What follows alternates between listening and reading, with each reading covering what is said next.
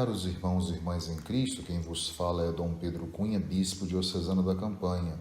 Hoje é domingo, dia 5 de março, e nós estamos celebrando o segundo domingo da Quaresma, cujo evangelho é de Mateus 17, de 1 a 9. Naquele tempo, Jesus tomou consigo Pedro, Tiago e João, seu irmão, e os levou a um lugar à parte sobre uma alta montanha, e foi transfigurado diante deles. O seu rosto brilhou como o sol, e as suas roupas ficaram brancas como a luz. Nisto apareceram-lhes Moisés e Elias, conversando com Jesus. Então Pedro tomou a palavra e disse: Senhor, é bom ficarmos aqui. Se queres, vou fazer aqui 3 tendas, uma para ti, outra para Moisés e outra para Elias. Pedro ainda estava falando quando uma nuvem luminosa os cobriu com sua sombra. E da nuvem uma voz dizia: Este é o meu filho amado, no qual eu pus todo o meu agrado. Escutai-o. Quando ouviram isto, os discípulos ficaram muito assustados e caíram com o rosto em terra. Jesus se aproximou, tocou neles e disse: Levantai-vos e não tenhais medo. Os discípulos ergueram os olhos e não viram mais ninguém, a não ser somente Jesus. Quando desciam da montanha, Jesus ordenou-lhes: Não conteis a ninguém esta visão, até que o Filho do Homem tenha ressuscitado dos mortos. Meus caros irmãos e irmãs, o Evangelho de hoje, ele nos coloca diante da cena do Monte Tabor, no episódio conhecido da Transfiguração do Senhor. Na verdade, é uma forte experiência da manifestação do mistério redentor de Cristo, realizada, portanto, diante dos apóstolos Pedro, Tiago e João. O Monte Tabor significa literalmente puro ou transparente. Esse é o sentido do termo Tabor. E o Monte Tabor, então, é na tradição cristã o lugar da grande revelação de Jesus, ou ainda, como a liturgia grega chama, da sua metamorfose. A transfiguração é uma das 3 grandes revelações que Jesus faz do mistério que se esconde sob a sua simples humanidade.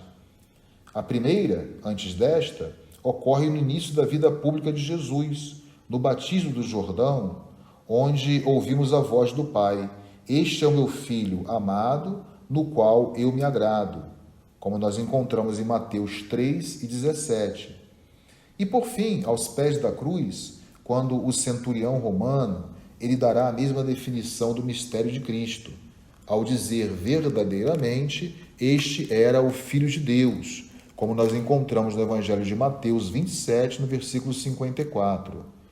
Assim, o apóstolo Pedro, também na sua segunda carta, ele escreve sobre aquilo que ele mesmo testemunhou, ao dizer assim: Esta voz nós a ouvimos vinda do céu, quando estávamos com ele no Santo Monte. Nós encontramos na segunda carta de Pedro, no capítulo 1, no versículo 18. Então, a transfiguração, na verdade, ela antecipa e prefigura a glória e a luz da revelação e da ressurreição de Cristo Jesus. Mas antes disso, dessa glória e dessa ressurreição, Jesus quer anunciar a sua paixão e a sua cruz. E assim os discípulos se escandalizam com o que Jesus lhes diz a respeito do sofrimento que o espera. Então Pedro não entende, e também os outros apóstolos não entendem, a linguagem misteriosa da cruz.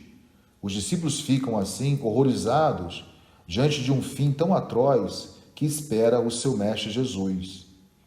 A cruz, ela poderia se tornar para os discípulos um escândalo, ou seja, uma espécie de pedra de tropeço.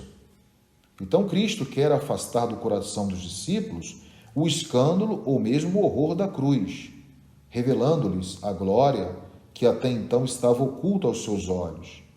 Jesus quer ainda, com a transfiguração, mostrar aos discípulos a sua verdadeira glória.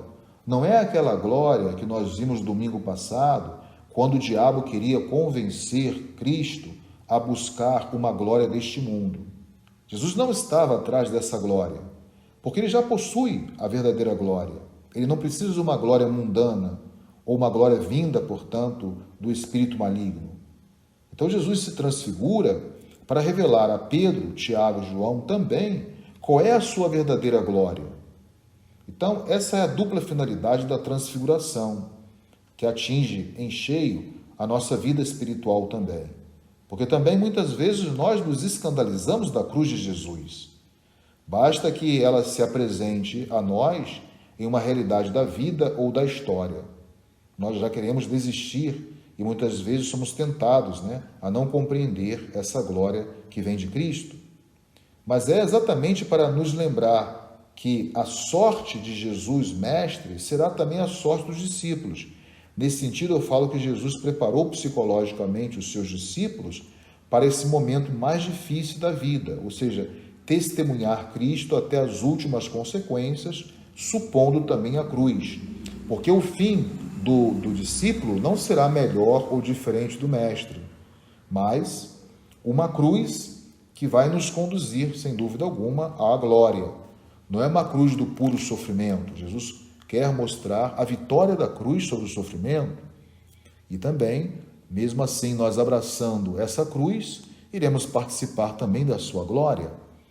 Então, ao olhar para a glória de Jesus transfigurado, nós sabemos também que Deus tem uma glória para nós. Ele nos faz participar da glória do seu Filho.